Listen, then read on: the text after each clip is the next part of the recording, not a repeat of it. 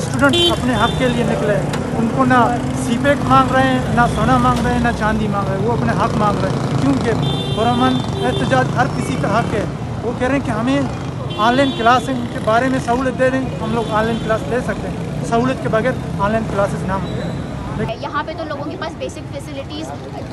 नहीं है, खाने को नहीं है, शेल्टर नहीं है, हाउसिंग क्राइसिस है, और यहाँ पे इन हालात में ये कहा जाता है तलबा को कि वो ऑनलाइन क्लासेस लें। तो ये कुछ नहीं है, ये एक जुल्म है। एहतजाज चल रहा था ऑनलाइन क्लासेस के ख़िलाफ़ कोयटा में, तो वहाँ पे स्टूडेंट्स को बेरहमी से अरेस्ट किया गया, उनको घसीटा गया, उनके कपड़े फाड़े गए, उन पर तशद्दुद किया। हम इसकी पुरजोर मजम्मत करते हैं। HEC अपने इस फैसले को बिल 4 वापस ले ले, या तो बलूचिस्तान में इंटरनेट की जो है सहूलियात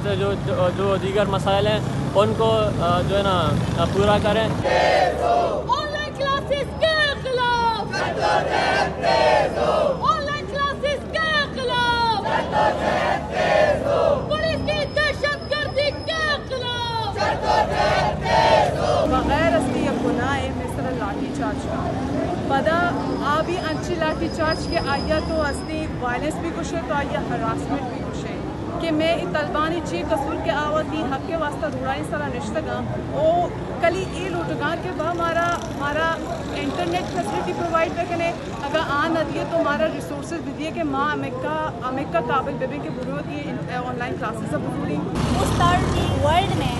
जहाँ पे जो है इंटरनेट की सहूलियात दूर की बात है, हमारे पास सिग्नल्स तक नहीं होते, मोबाइल फ़ोन की सिग्नल्स तक अवेलेबल नहीं है, और हम बात करते हैं जो है ना ऑनलाइन क्लासेस। हम पूरे पाकिस्तान के स्टूडेंट्स जो है यकमुश्त होकर जिस दिन निकलेंगे उस दिन वो आपकी भी नहीं सुनेंगे